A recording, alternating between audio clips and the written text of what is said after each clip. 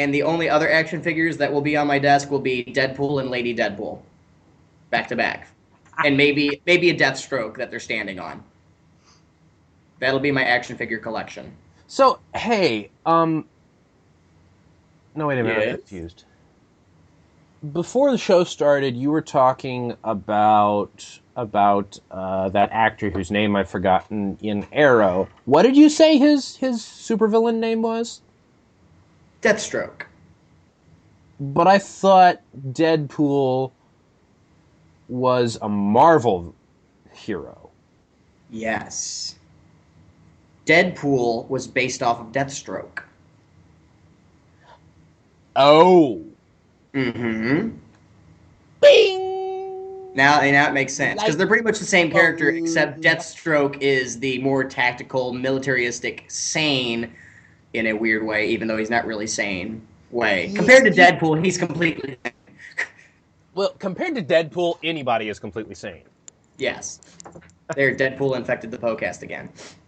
Well, let's get this thing started. And I'm going to start off with talking about that concept art for Smaug. Okay. You start?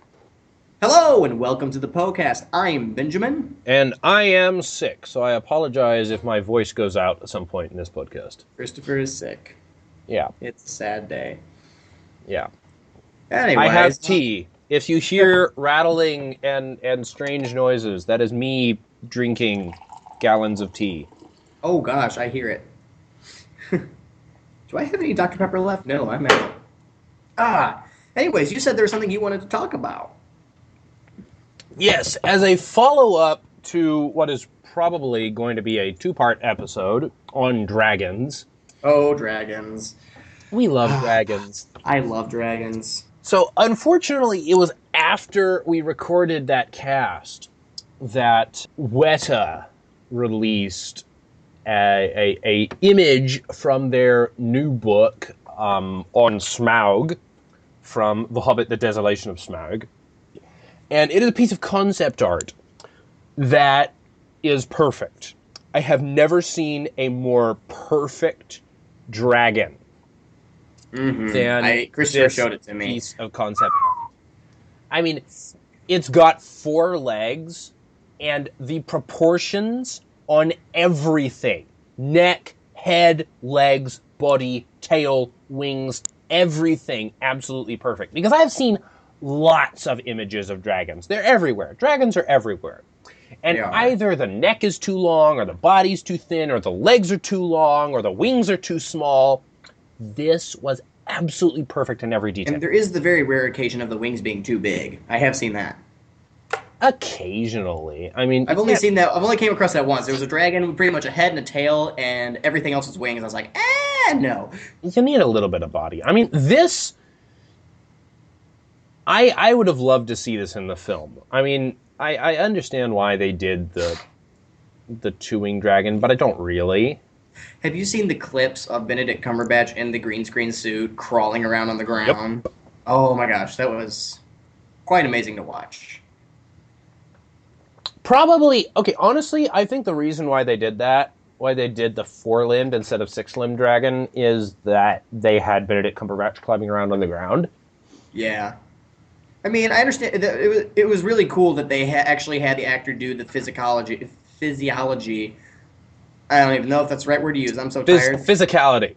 The physicality of the dragon, because it definitely made the dragon seem more real. Yeah. And naturally moving. Oh, it was 95% perfect. Oh yeah. I just wish it had the other legs.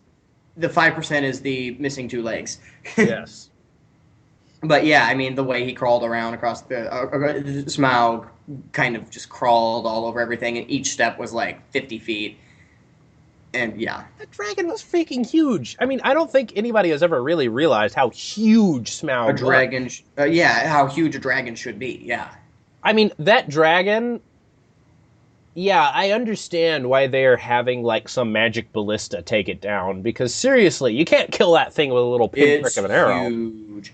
So, this is something I thought about after we finished recording the the previous Poe-Cast. But, Yeah. you know, That's Christopher, are you aware, have you ever seen the show Dancing with the Stars? okay.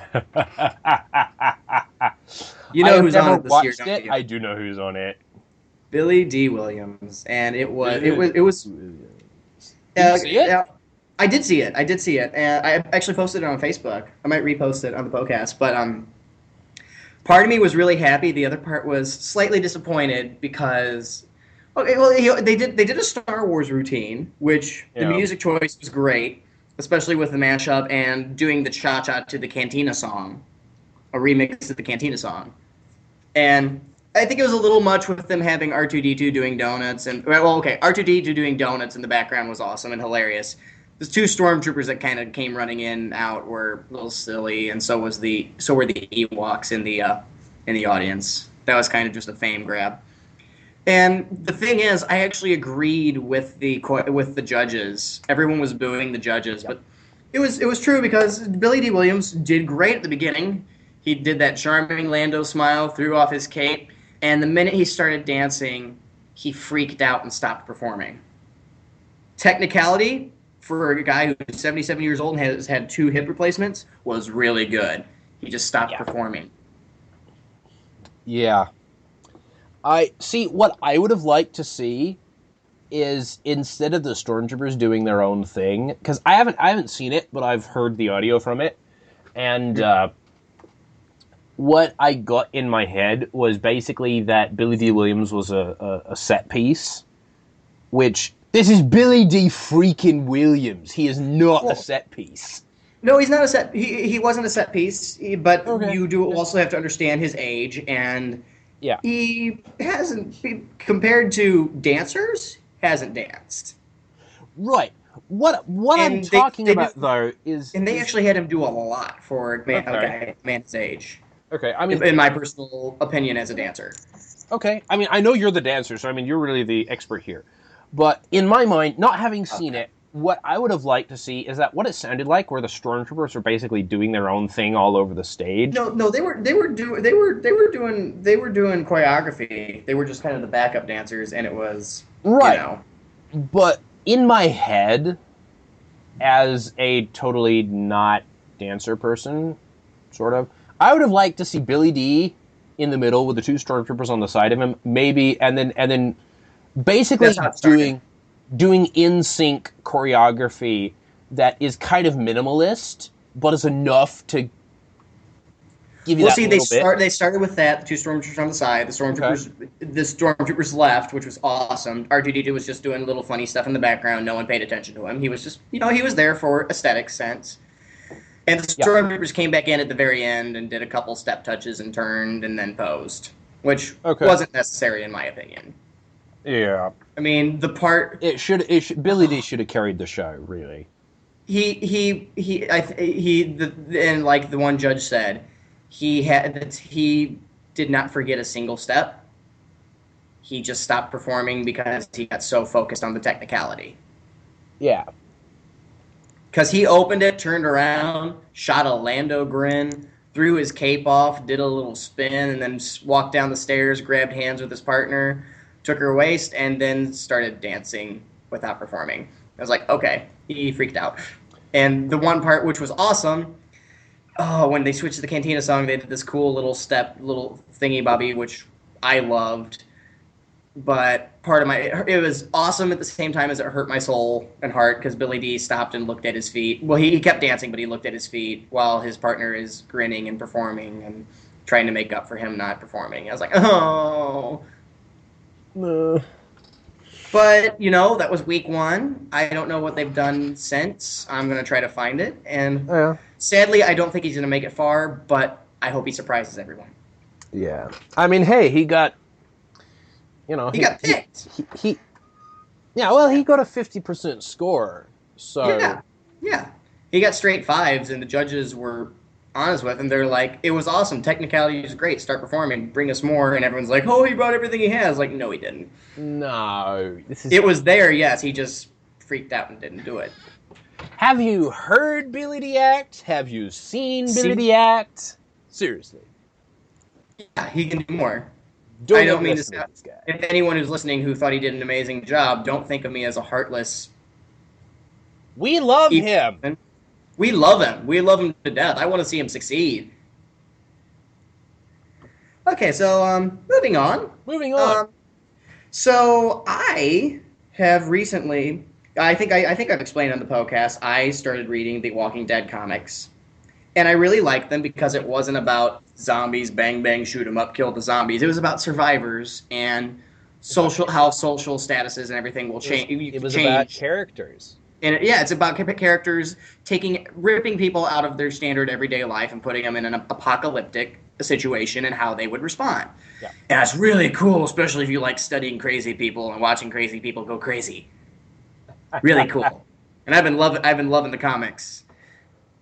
And I was like, people are like, oh, why don't you watch a TV show? And I'm like, because I want to read the comics and be biased. And I got to like the 70th comic. I was like, maybe I'll start watching the TV show. Yeah. And I started watching it, and it's completely different from the TV show. So if anyone's thinking like I did, where they're like, oh, we're not going to watch it until we read the comics, don't feel bad. It's kind of like the DC universe alternate universes, like Earth 1 and stuff, where in one world Superman's like everyone knows him and loves him, and in another universe he landed in Russia and became the Tsar and started communism and took over the world. Wait, that actually happened? It's an awesome comic series. It's a 3-comic series. I have them on digital formats if you want to read them. I really liked it. And somehow indirectly Superman caused Batman's parents' death, and Batman became a vigilante fighting Superman in Russia. It's really cool. Interesting. Oh yeah, and the Green Lantern Corps, because due to something with all the miscommunication stuff, I can't remember the Green Lantern's name. Don't kill me, people who know his name are like, I know Ben Cotter sometimes listens to this. Don't kill me for not remembering his name. Green Lantern, that's his name. Green Lantern. His quote-unquote real name is just an alias. You don't need to know it. But anyways, he was a fighter pilot in World War II or something like that. I mean, it's probably changed with all the new updates and stuff. But He crashed and became a prisoner of war and was rescued by superheroes or something. But because Superman was now Russian, he didn't get saved. And part of the reason he became the Green Lantern is because it has to do with your sturdiness and your what's the word I'm looking for? Your like oomph that makes you you and never back down. Dedication? Another word. Okay. We'll use dedication for now. Your dedication, your stubbornness. I'll say polite stubbornness. And one of the reasons he became a Green Lantern is because he did that, and one part of the way he did it was he formed a prison for his captors in his mind. Now, because he didn't get rescued and stuff, and he didn't get the Green Lantern, the Green Ring, he went and made it himself after he got out of prison. Like, built the foundation and everything. Complete nutcase. And then Lex Luthor found the Green Lantern thing that makes the green rings, and then he literally made a human Green Lantern Corps. Like, the original Green Lantern is the leader of... They pretty much took multiple squadrons of fighter pilots who were in situations like them and made them all Green Lanterns and declared war on Russia with Superman. Okay. Read it. It's awesome. It's called the Red Sun Trilogy. Son as in my son, not the son. Yeah. Awesome. Awesome. So, are we going to talk about various TV shows? TV shows, yes. Walking Dead. Anyway, sorry. Well, I mean, have you finished everything you wanted to say on Walking Dead? I have not, actually. I got sidetracked. But you set me up for the perfect segue into Arrow, and now you've taken it away. Sorry, but Walking Dead. Sorry, so sorry. I see what you mean now. Keep going. Let's finish this thing. We're just wasting time. But pretty much think of the TV show and the comic as alternate universes, and it will be perfectly fine. And at first I didn't like a couple of the new characters. They killed off one of the characters who's still alive in the comic series. I was like, she didn't die. And they added a new character who didn't exist. His name's Daryl. Everyone loves him. They're going to riot if he dies. And slowly but surely, I am becoming one of those people because he is awesome. I used to think of him as an easy way to make the characters not make those life-changing decisions. But I'm beginning to like it because it's kind of doing stuff to him internally. That being said, I'm going to step back and remember that time I was talking about DC Universe? Blah blah blah. Green Arrow. Green Arrow. Okay. Well, so I've been seeing stuff about the new show Arrow all over the place, and I had no idea what it was. So one day when I got Netflix, because Star Wars: The Clone Wars Season 6 was going to be released exclusively on Netflix, I renewed my subscription to Netflix. I don't know what I was doing. Wasn't feeling well or something, so I was just like, I'm going to watch something. There's Arrow. Okay, I'll watch Arrow. I really liked it. I figured out, okay, so this is set in the DC universe. It's got the usual bad DC city names, Star City. Yeah. All that, blah, blah, blah. They could do better with their city names, but I'm really enjoying it. The characters are really good. The writing is really good. Basically, it's like the Green Arrow reminds me a lot of Batman. Mm-hmm. Yeah. Slight killer Batman. Yeah, I mean different circumstances, but he's kind of like Batman. And hear me out. He's a billionaire. He's a vigilante. He lost at least one of his parents. I'm not that familiar with the young Batman lore, but with Green Arrow, he was stranded on an island for a while, and that really took its toll on him. I mean, man, you should see the scar tissue on this guy. Oh, yeah, he's cool. Yeah. I kind of want to do the stage makeup of that just so I look as BA as him, walking around during the day. Where'd you get those scars, man? Oh, I got in a fight with a bunch of mercenaries and tribal leaders, and yeah, I survived being stabbed 26 times in the back. Stuff like that. Yeah. But what is that a bird mark? Yeah, I jumped in a volcano. But what is really intriguing me is so far they have not introduced any superheroes or any supervillains.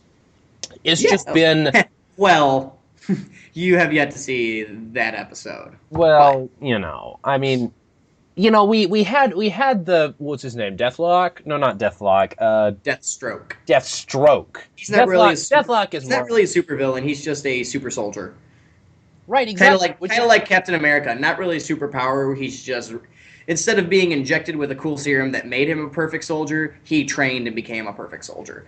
Right. Well, I mean, Captain America is that one little step above, which makes him, in my mind, a superhero. Basically, Deathstroke and Green Arrow are kind of like Batman in that they're just normal guys who have trained their way to super soldierness. Mm-hmm. They're not injected with anything. They just have the tech and the training to be... Oh, Slade Wilson doesn't have tech. He uses normal things, which makes it even more BA. Well, see, okay, if you have a supervillain who doesn't have a superpower and is just a highly skilled assassin soldier like Green Arrow, I still don't consider that breaking the no supervillain trope. Yeah. What I really like about it is that it feels like a realistic superhero show. Mm-hmm. Yeah. In that it's... And I kind of like how a lot of shows are starting to take that approach with superheroes and movies as well, where they're not making them like, oh, I have the power. Well, except for Man of Steel, but we don't talk about that. We don't talk about the fact that I watched that. Do you want me to cut that out? You can't. Yeah, I don't really care. Worst 2 hours of my life. Like, it was pretty okay. I will talk about Man of Steel for a little while because I watched it. You know how some movies have that really cool prologue. Yeah. Which is perfect for a setup. And you're just like, oh my gosh, this is amazing. Yep.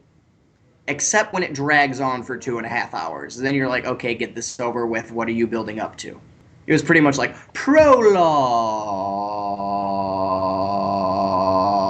prologue. Resolution. Are you kidding me? I was like, wait, what? Where was the story and then the climax and then? Okay, Well, never mind. a prologue is a setup for a story. No, it's not. It's the awesome thing which makes you go, ooh, tell me what? Tell me what's happening now. It is the 3-page chapter at the beginning of the book. Yeah.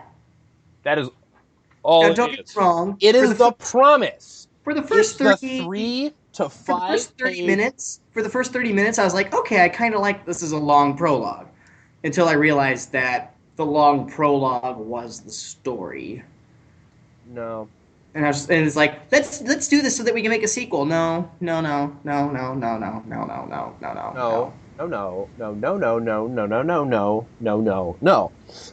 A prologue should be the 3 to 5 page promise at the beginning of the story that is going to be paid off by the end. Exactly. But it just should didn't do not that. be the story. But like all the new superhero movies, segueing back, like Captain America, they've been doing pretty good. Like the first 30 minutes of the movie, you have a little tiny scrawny guy who has asthma attacks, and blah blah blah. I've seen a little bit of that. So my little spoiler, like the thing about superhero movies changing, what I really liked about Captain America was it started out the movie with him being this little scrawny guy who has renamed himself, changed his identity, I think 12 times so that he can go and fight for his country. Because it's World War II when the huge draft is going on. Right. And he keeps getting turned down because they don't want to sign his death sentence. And eventually, they figure out, okay, he can do it, and they put him in special forces training just to give him a shot. Or his friend pulls some strings. And the cool thing is Tommy Lee Jones is the sergeant, and he's just like, this is stupid, blah, blah, blah. And there's a couple little bits which are really cool. One of the bits is they've been running all day, and they've already lost. They lost Captain America. He's scrawny. He's having an asthma attack way off in the back. And they get this flag, and they're like, okay, so the first one to get me the flag gets a free ride back to camp. And all these Joes jump, and they pile on each other. They're pulling each other down, trying to climb the flag. They finally give up, just as Captain America shows up, still a scrawny version. And they're like, oh, you need a shot. And he's like, oh, first one to get you the flag gets a free ride back to camp. They're like, yeah. He walks over, pulls out his knife, cuts the rope, yanks the flag down, and hands it to the sergeant and climbs in the Jeep. Completely exhausted, ready to just pass out.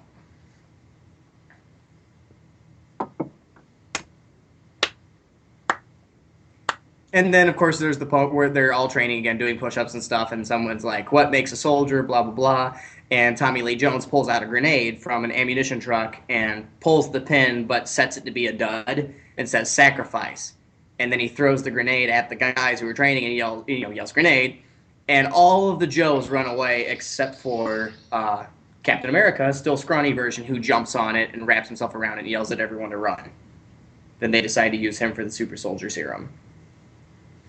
That's kind of awesome. I need to see this movie now. You do need to see it. It's a good movie. I recommend it for a bunch of people. But it's kind of the thing about making the superheroes more in touch with their human side rather than I am Superman saving the world. Relatable characters, sympathetic characters, engaging characters, rather than I am here. I am Hulk going to save as the Big world. Green Man all the time. Well, Hulk, Big Green Man, I still need to see the Hulk movie. Someone told me the new Hulk movie with Liv Tyler is really good. Right, but see, you've got to have Hulk as normal guy, struggling with it. Mm-hmm. Or else, if you just have Big Green Man smashing things for 2 hours... I heard one of the things they changed was it's not just he gets angry, he turns into Hulk Green Man. It's when his blood pressure starts rising, which could be when you're excited, when you're nervous. So he's a college kid, he can't go to a rock band concert because it gets him excited. And he starts turning into Hulk Green Man who he can't control. So I'm curious to see that movie, even though it's been like 3 or 4 years since it was made. Jonathan saw it. He said it was pretty good. Okay, well, I just need to find it and watch it then. Yeah, and Jonathan generally does have a good sense of good literature stuff, stories. You know what I mean? We're slowly running out of time. You want to talk about Supernatural real quick? Yeah, let's talk about Supernatural. We were talking about sympathetic, engaging, relatable characters. Supernatural is a show about two brothers. It's only about those two brothers. If you get attached to anybody else, know that this show is about those two brothers against the world. Basically, they are hunting down ghosts, werewolves, I want to see supernatural stuff. I want to see the werewolf episode. That was a weird episode. Okay, so it's an episode I probably wouldn't like then. There wasn't a lot of werewolf stuff in it, honestly. Ah, dang it. But yeah, I mean, it isn't about the scares as something like, say, a Stephen King movie would be about the scares. I'm specifically thinking of a few episodes I saw of it still made me jump. Well, there's moments that are going to make you jump, but yeah. I think the reason why I can generally handle it is because the brothers are pretty much okay with stuff jumping. Yeah, which helps. Yeah. The one thing I did like about the show, and this is just completely my technical side of the brain working, was I watched a few episodes with some friends, and I walked in on an episode where a ghost walks into the room. And one of the brothers pulls out a stinking shotgun and points it at a ghost. And I'm sitting there thinking, what are you doing that for? And I said that to my friend. I was like, that's stupid. And he goes, no, it's not. I said, why isn't it? He's got a shotgun pointed at a ghost. That's going to go right through him. He goes, well, what if the shotgun shells are filled with rock salt? Now, if anyone who's familiar how to keep a ghost out of your house, quote unquote, if you believe that stuff, it is to pour salt out, because I don't know what the purpose is or why it does it, but it's essentially salt is representative of purity, and because it is a pure substance, a ghost can't pass through. A ghost can't. It's like a wall. It's like a wall. It's like pure iron to demons and stuff like that. So essentially, you're shooting an iron wall at a cloud of mist, which can be affected by it. Right. It basically makes them dissipate and show up elsewhere. It's like iron in Being Human. Iron in Being Human. Well, salt does the same thing in Being Human. They just don't walk around with shotguns shooting it at them because they're living in the middle of Boston. And they're not on the road living out of the back of a car. Right. Yes. But, I mean, the real reason to watch the show is for the dynamic between these two brothers, because they really are such well-written and well-acted characters. The cool thing is how different they are from what I've seen of them. Oh, they're so different. The one's like, Dad loves you, and the other one's like, Dad hated me. I was like, oh, wow, this is getting really deep real fast. Dad shows up, and stuff happens with Dad, and well, I know these characters change, and man, is it so realistic. Yeah. I've actually finished the first 2 seasons, so that can tell you something. 22-episode seasons of 40 minutes each, so that can tell you something like that. Yeah. Well, continuing on the supernatural shows. Mm-hmm. Being human. Sad day. Play taps because it's ending. The UK version has already ended. It ended years ago. Is ending. Yeah. But I did like Sam Witwer, who, if anyone hasn't been listening to our podcast, just as walking in, is an actor within the show, plays the character Aiden, who's a vampire. I really liked his Facebook status that he posted about why it's being ended and such. Yeah. I mean, I couldn't understand all the fangirls who were screaming at him, no, keep the show going, blah, blah, blah. I was like, did you not just read what he said, or did you just say, you see he's apologizing, you're like, okay, never mind, we're going to start yelling without reading it. He wasn't really apologizing. He was saying not this apologizing. Is why. He made the reason. He's pretty much apologizing for the appearance of sounding insincere, but here's the reason why we're doing this. Right. It's an artistic reason. If you could, seriously, the opportunity to have a whole season where you know you're going to be ending it at the end. Yeah. That is gold in the television industry. That is because artistic you can start gold. looking for a job instead of being like, well, where's my next thing? Well, no. Forgetting about the job, you have a whole 13 episodes to set up, Your ending. conclude, and pay off a satisfying ending to the past. And not have a Firefly 4 years. happen where it's like 14 episodes. By the way, cancel. Wait, what? Right, or have something like another show which I really liked with Jason Isaacs, Awake, where it was a cop. He was in a car with his wife and son, and they get in an accident. He wakes up, and his wife is dead. Oh yeah, is that the one? Is that the show where he lives in like two separate universes? One where his wife died and one where his son died. Exactly. I've been wanting to see that. Exactly. I really enjoyed it. Unfortunately, it got canceled after one season, but dang. I suspect that the writers knew about it ahead of time because the ending, it does not answer all the questions. It doesn't answer hardly any questions, but it is satisfying enough. It is satisfying enough that I was like, that was worth it. What is that show called again? I'm going to look it up, probably. Awake? Just called Awake with Jason Isaacs, who plays a bunch of stuff, most notably Lucius Malfoy in the Harry Potter films. Oh, yeah. He's a great actor. So, Being Human is another one of those shows. A lot of these shows that I'm watching because they've got great characters. Oh, yeah. Being Human is a show that is carried. It is totally about the relationship between these three people. Now 4 people because Nora is part of the regulars. Mm-hmm. I was really happy when that happened. I love Nora. It's funny because my sweet mate is at the point where Nora has just shown back up in Josh's life, and he's absolutely hates her right now. He's like, she ruined his life. He's back, blah, blah, blah. And I was like, oh, you're going to love her again. No, I'm not. I'm going to hate her. And I was like, yeah, you will. I'm being really quiet because I'm all caught up with the show, and Benjamin isn't. I know. And there's also the moment where, Josh isn't a werewolf anymore, so it shouldn't be called Being Human because they're not trying to be human. Josh is human. I was like, you're gonna Spoilers, people, spoilers. Not really spoilers if you're sitting there going, wait, what are you talking about? Which, leaving on that note, I think we're about out of time, so... Okay.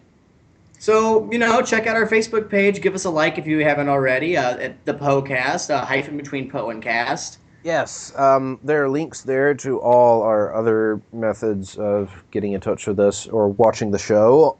Currently just on YouTube, though we're working on getting us on iTunes. And our YouTube username is just the same, the Poe-Cast, hyphen between Poe and Cast. In the search bar, you'll find us. If you guys have any suggestions on what we should talk about or, subjects that we may not know about, go ahead and shoot us an email at thepocast2119@gmail.com. Mm-hmm. You can follow us on Twitter, like us on Facebook. And there's another thing that I can't remember. Would that be that you're still working on getting us an iTunes account? Yeah, but I already said that. I thought there was another method of contacting us.